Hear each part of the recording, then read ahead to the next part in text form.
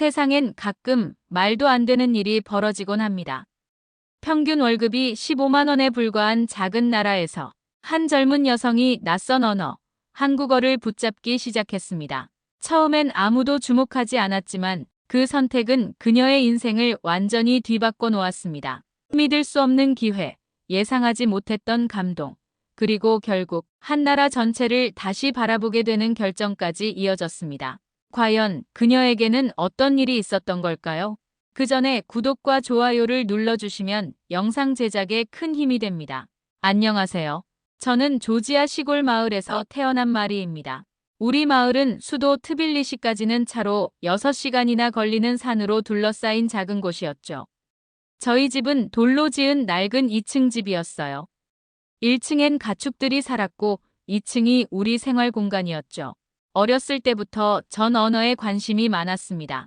특히 텔레비전에서 나오는 외국어 소리에 귀가 쫑긋했죠. 어머니는 늘 말씀하셨어요. 마리아, 넌 귀가 예민한 아이구나. 17살 때 친구 나타샤네 집에 놀러 갔습니다. 나타샤 언니가 노트북으로 뭔가를 보고 있었죠. 화면엔 예쁜 동양 사람들이 나왔습니다. 이게 뭐야? 제가 물었죠. 한국 드라마야. 요즘 인기 많아. 나타샤 언니가 대답했습니다. 처음 들어보는 언어였어요. 러시아어도 영어도 조지아어도 아니었죠. 그런데 이상하게 끌렸습니다. 집에 돌아와서도 그 소리가 계속 귓가에 맴돌았어요. 그날부터 저는 인터넷으로 한국 드라마를 찾기 시작했습니다. 부모님이 주무실 때 거실에 나와 컴퓨터를 켰죠. 소리를 최대한 줄이고 자막과 함께 봤습니다. 처음엔 러시아어 자막으로 봤어요. 그러다 영어 자막으로 바꿨죠. 나중엔 한국어를 따라하기 시작했습니다. 안녕하세요. 감사합니다. 사랑해요. 거울을 보며 입모양을 연습했죠. 한글이 어떻게 생겼는지도 몰랐지만 소리부터 익혔습니다. 어머니가 제 방에서 이상한 소리를 들으신 날이었어요. 마리아, 뭐 하는 거니? 문이 벌컥 열렸습니다. 저는 급하게 입을 다물었죠. 아무것도 아니에요. 또 그 이상한 소리 내고 있었지? 도대체 그게 뭔데 그러니? 어머니 표정이 심상치 않았습니다. 한국어예요. 한국 드라마 보면서 따라하고 있었어요. 저는 솔직하게 말했죠. 한국어? 그게 뭔데? 우리랑 아무 상관도 없는 나라. 말을 왜 배우니? 어머니는 이해할 수 없다는 표정이었습니다. 그런 쓸데없는 거 할 시간에 러시아어나 영어를 더 열심히 해라. 그게 너한테 도움이 되지. 아버지도 마찬가지였습니다. 우리 조지아에서 그런 언어 배워서 뭘 하려고. 돈이 되는 것도 아니고. 식사 시간마다 잔소리를 들어야 했죠. 하지만 전 포기할 수 없었습니다. 오히려 부모님이 반대하실수록 더 열심히 했어요. 한국어는 제게 특별한 의미가 되어가고 있었죠. 작은 시골 마을을 벗어날 수 있는 열쇠처럼 느껴졌습니다. 18살에 대학 입학을 위해 트빌리시로 갔습니다. 한국어 학과는 없었지만 동양학과에 들어갔죠. 그리고 사설어 학원에서 한국어 수업을 찾았습니다. 일주일에 2번, 왕복 4시간 걸리는 거리를 다녔어요. 학생이 한국어를 배우려는 이유가 뭔가요? 첫 수업 때 선생님이 물었습니다. 그냥, 좋아서요. 제 대답은 단순했죠. 하지만 속으론 알고 있었습니다. 한국어가 제 인생을 바꿔줄 거란 걸요. 대학교 2학년 여름방학이었습니다. 친구들은 다들 고향으로 돌아갔지만 전 트빌리시에 남았죠. 아르바이트를 구하기 위해서였습니다. 신문 구인 광고를 뒤지다가 흥미로운 것을 발견했어요. 한국 관광객 전문 여행사, 한국어 가능자 우대. 심장이 뛰기 시작했습니다. 바로 전화를 걸었죠. 한국어 할 줄 아세요? 사장님이 물었습니다. 네, 할 수 있습니다. 떨리는 목소리로 대답했어요. 그럼 내일 와서 면접 보세요. 다음 날 여행사를 찾아갔습니다. 조그만 사무실이었죠. 사장님은 중년 남자였습니다. 한국말로 자기소개해보세요. 안녕하세요. 저는 마리입니다. 20살이고요. 한국어를 2년 동안 공부했습니다. 더듬거리며 말했죠. 발음이 완벽하진 않았지만 의사소통은 가능했습니다. 당신은 조지아에서 본 한국어 하는 사람 중 최고예요. 사장님이 웃으며 말했습니다. 언제부터 일할 수 있어요? 그렇게 인턴으로 일을 시작했습니다. 첫 달 월급을 받았을 때 눈을 의심했죠. 300만 원. 조지아 돈으로 8천라리가 넘었습니다. 일반 직장인 월급의 20배였어요. 이게 진짜 제 월급이 맞나요? 사장님께 다시 물었습니다. 그럼요. 한국어 통역하고 가이드하는 사람이 얼마나 귀한데. 다음 달부턴 더 올려줄게요. 집에 전화했습니다. 엄마, 제가 이번 달에 8천라리를 벌었어요. 침묵이 흘렀죠. 뭐라고? 제대로 들은 거 맞니? 어머니 목소리가 떨렸습니다. 진짜예요.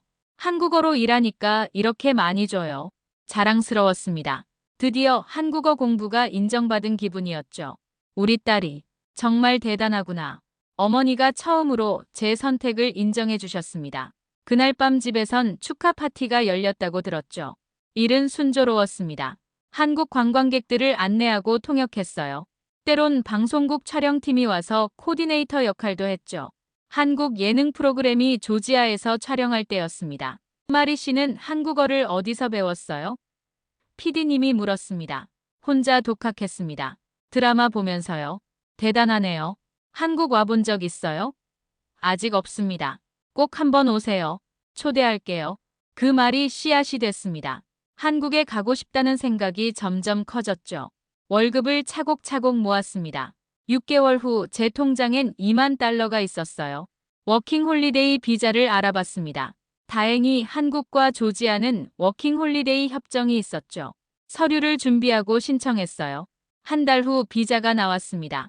엄마, 저 한국 가요. 전화로 말했죠. 얼마나 있다 올 거니? 1년이요. 거기서 일하면서 한국어도 더 배우고 싶어요. 반대하실 줄 알았는데 의외로 순순히 허락하셨습니다. 조심해서 다녀와라. 우리 딸이니까 잘할 거야. 2022년 3월 15일 인천공항에 도착했습니다. 비행기에서 내려 입국 심사대로 걸어가는데 다리가 떨렸죠. 꿈에 그리던 한국 땅을 드디어 밟게 된 겁니다. 공항 철도를 타고 서울역으로 갔습니다.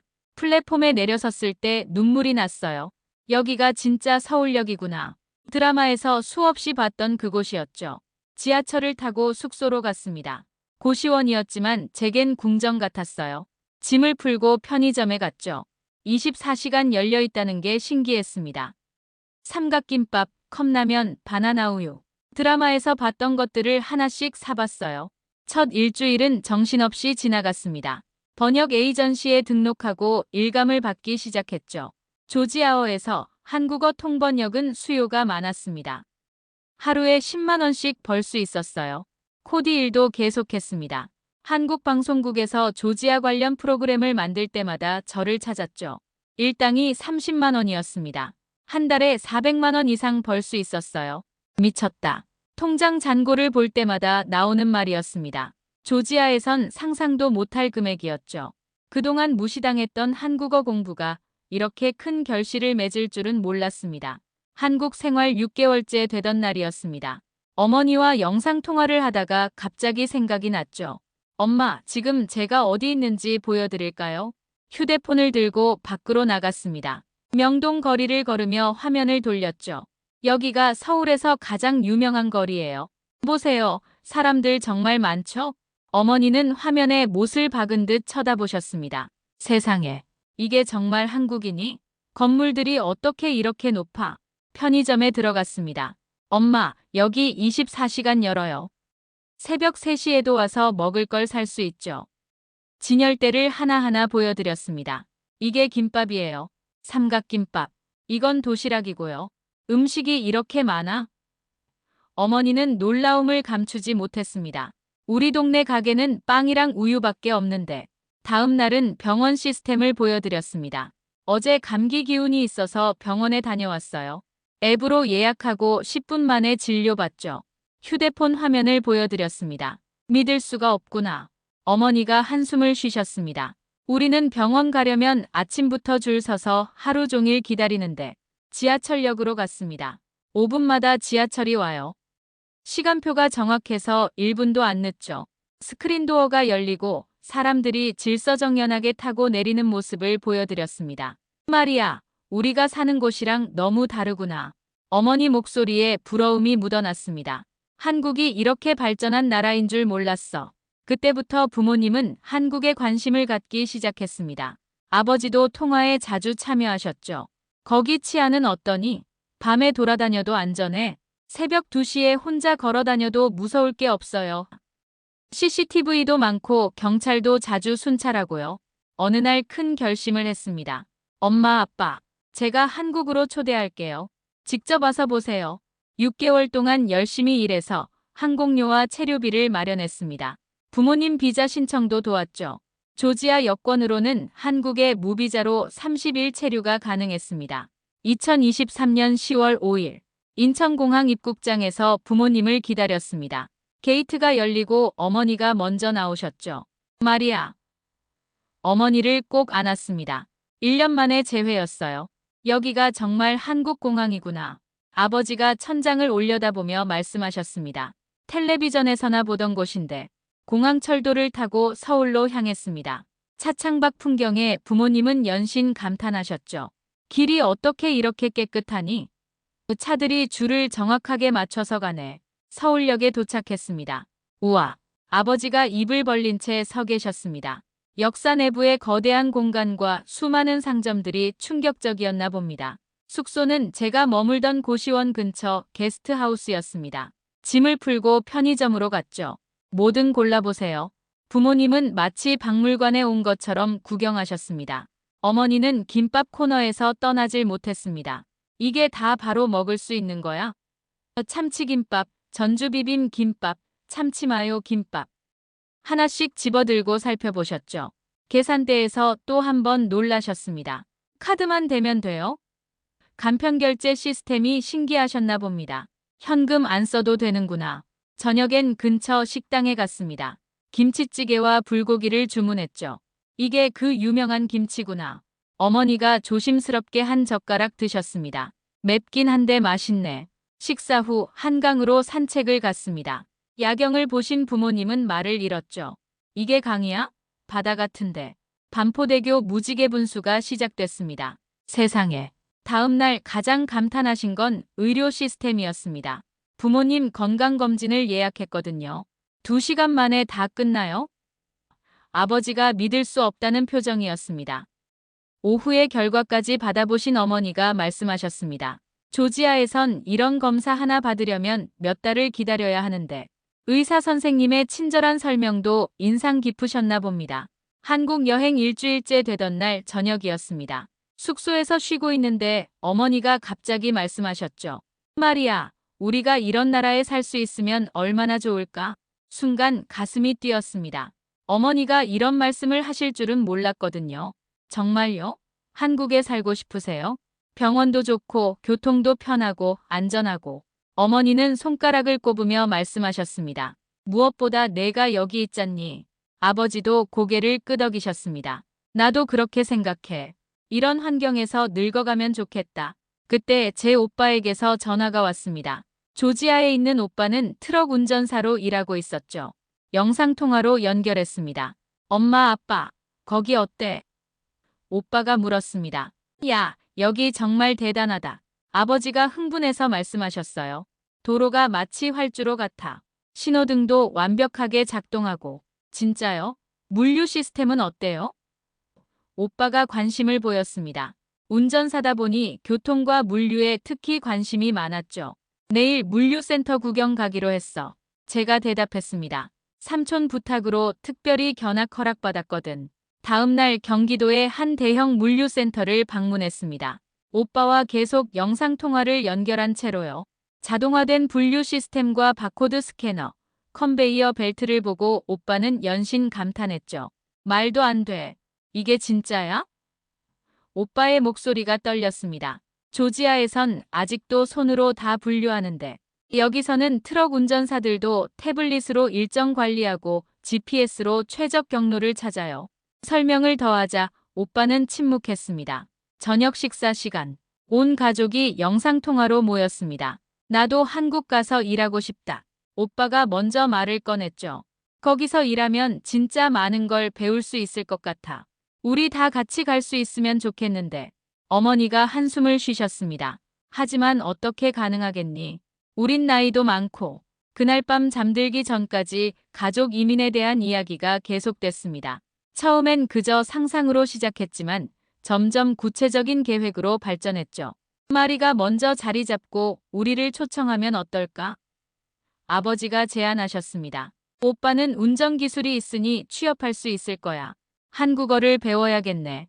어머니가 덧붙이셨습니다. 마리야, 내가 가르쳐 줄 수 있니? 물론이라고 대답했습니다. 가족들의 눈빛이 반짝이는 게 보였어요. 그저 꿈 같은 이야기가 아니라 실현 가능한 미래처럼 느껴지기 시작한 거죠. 한국 여행 마지막 날, 인천공항으로 가는 길에 어머니가 말씀하셨습니다. 다음에 올 땐 짐을 더 많이 가져와야겠다. 왜요? 제가 물었죠. 더 오래 있을 거니까. 어머니가 미소 지으며 대답하셨습니다. 공항에서 작별 인사를 하는데 눈물이 났습니다. 하지만 슬픈 눈물은 아니었어요.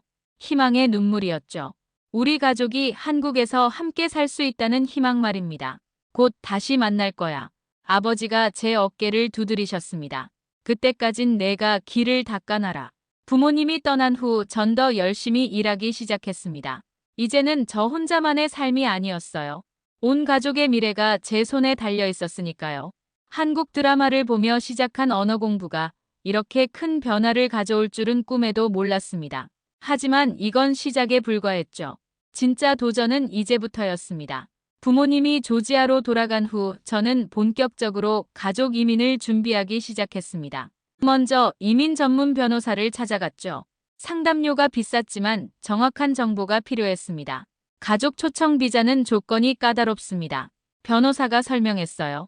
안정적인 수입 증명과 주거지가 필요하죠. 메모하며 들었습니다. 부모님은 나이 때문에 취업 비자가 어려웠어요. 하지만 장기 체류 비자나 동반 비자 가능성은 있었죠. 오빠는 기능직 취업 비자를 노릴 수 있었습니다.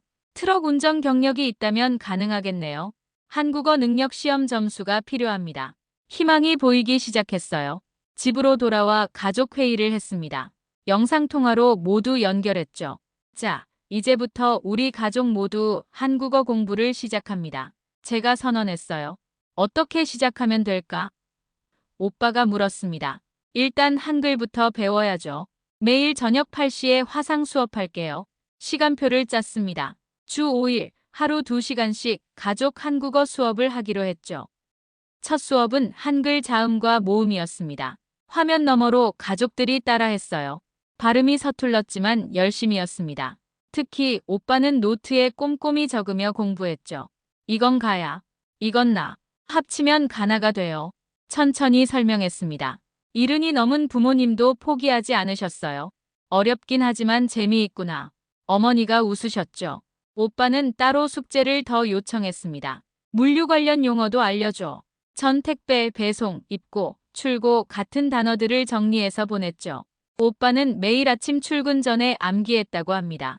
한 달 후 가족들이 간단한 한국어를 할 수 있게 됐습니다. 안녕하세요. 제 이름은 리노입니다. 아버지가 자기소개를 하는 걸 보고 뿌듯했어요. 감사합니다. 반갑습니다. 맛있어요. 어머니도 기본 표현을 익히셨죠. 오빠는 한국어 능력 시험 준비에 들어갔습니다. 1급이라도 따야 비자 신청할 때 유리해. 기출문제를 구해서 보냈어요. 매일 밤 문제 풀이를 도와줬죠. 듣기가 제일 어려워. 오빠가 투덜거렸지만 포기하지 않았습니다. 저도 준비할 게 많았습니다. 더 안정적인 직장을 찾아야 했죠. 프리랜서로는 가족 초청 비자, 스폰서가 되기 어려웠거든요. 이력서를 다시 썼습니다. 조지아어와 한국어 능통, 관광 통역 경력, 방송 코디네이터 경험을 강조했죠. 면접을 여러 군데 봤습니다. 게임 회사, 여행사, 번역 회사. 그러던 중 한 게임 회사에서 연락이 왔어요. 조지아 시장 진출을 준비 중입니다. 현지 담당자가 필요해요. 면접은 순조로웠습니다. 조지아 게임 시장을 설명해 주세요. 준비한 자료를 보여드렸죠. 인구 통계, 인터넷 보급률, 모바일 게임 선호도까지 상세히 설명했습니다. 언제부터 출근 가능하세요? 합격이었어요. 정규직 계약서에 사인하며 안도했습니다. 월급 300만 원, 4대 보험 가입. 이제 가족을 초청할 수 있는 자격이 생긴 거죠. 부모님께 전화했습니다. 저 정규직 됐어요. 이제 초청 비자 준비할 수 있어요.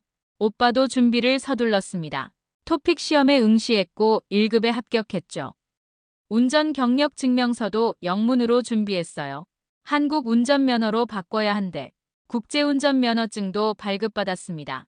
부모님은 건강검진을 받으셨습니다. 다행히 큰 문제는 없었어요. 그래도 혈압약은 계속 먹어야 해. 어머니가 걱정스러워하셨죠. 한국은 의료보험이 잘 되어 있어요. 걱정 마세요. 안심시켜드렸습니다. 서류 준비가 한창일 때 문제가 생겼습니다. 부모님 재정 증명이 필요했는데 금액이 부족했어요. 2천만 원 이상 있어야 한대요. 고민이 깊어졌죠. 그때 오빠가 나섰습니다. 내가 모은 돈 보탤게. 오빠도 한국에서 일하려고 돈을 모으고 있었거든요. 2024년 1월 드디어 비자 신청을 했습니다. 오빠 것부터 넣었죠. 서류는 완벽했다고 생각했어요. 그런데 2주 후 청천벽력 같은 소식이 왔습니다. 비자 신청이 반려됐어.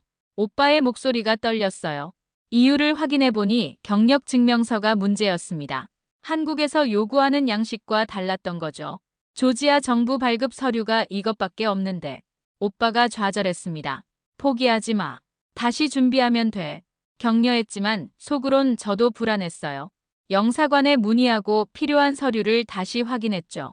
공증과 아포스티유가 필요했습니다. 조지아에서 한국까지 서류가 오가는 데만 한 달이 걸렸어요. 그 사이 또 다른 문제가 생겼습니다. 어머니가 갑자기 쓰러지신 거예요. 괜찮아. 그냥 어지러웠을 뿐이야. 어머니는 대수롭지 않게 여기셨지만 병원 검사 결과는 심각했습니다. 고혈압이 악화됐고 심장에도 무리가 왔다고 했죠. 장기간 여행은 피하시는 게 좋겠습니다. 의사 선생님 말씀에 가족 모두 침묵했어요. 이민 계획에 차질이 생긴 거죠. 치료받으면서 가면 안 될까요? 제가 물었지만 고개를 저으셨습니다. 가족 회의를 다시 했습니다. 엄마가 먼저 치료받고 나중에 오는 건 어때? 오빠가 제안했어요. 하지만 어머니는 반대하셨죠. 가족이 뿔뿔이 흩어지는 건 싫어. 가려면 다 같이 가자. 고민 끝에 새로운 방법을 찾았습니다. 의료 관광 비자였어요. 한국에서 치료받으면서 장기 체류가 가능해요. 이민 변호사가 알려준 정보였죠. 한국의 의료 수준을 직접 경험한 부모님도 긍정적이었습니다. 저는 한국의 대학병원들과 연락을 시작했습니다.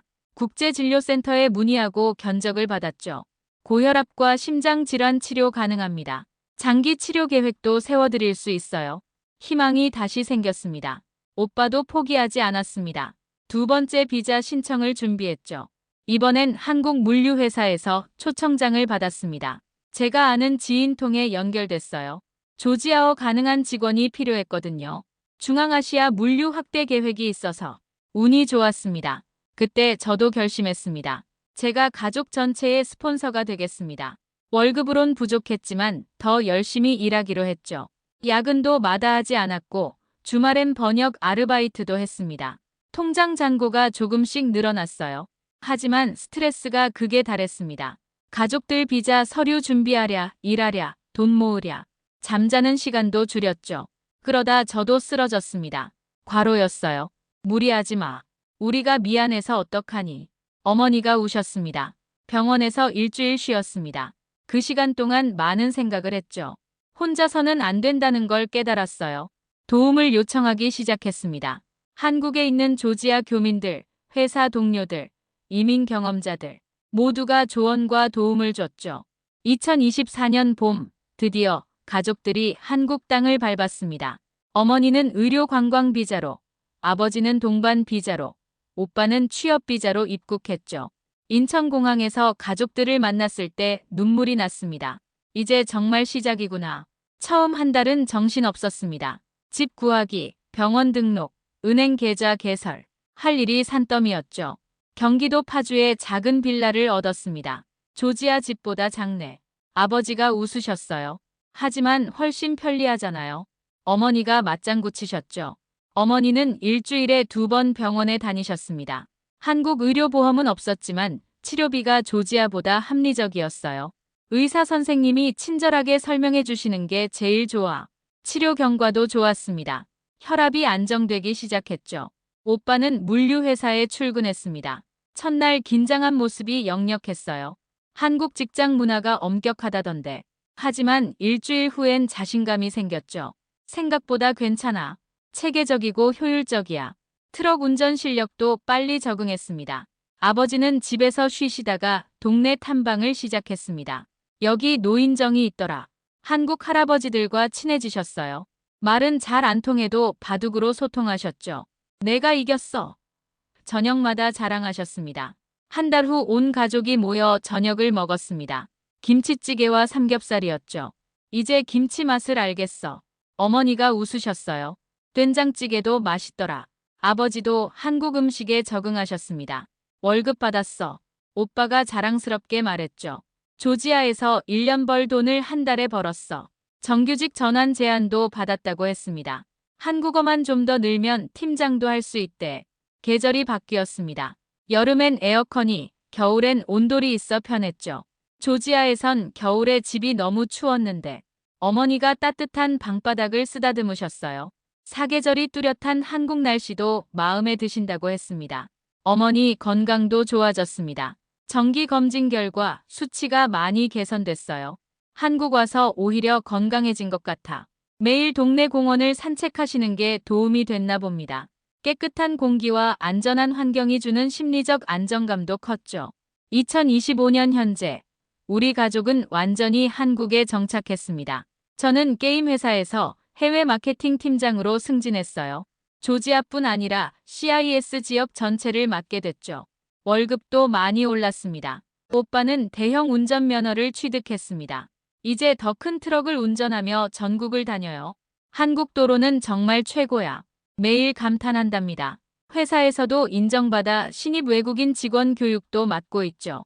부모님도 한국 생활을 즐기고 계십니다. 어머니는 동네 주민센터 한국어 교실에 다니세요.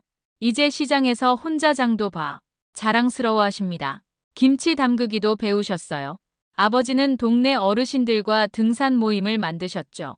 지난주 가족회의가 있었습니다. 우리가 시민권을 신청해보면 어떨까? 아버지가 먼저 말씀하셨어요.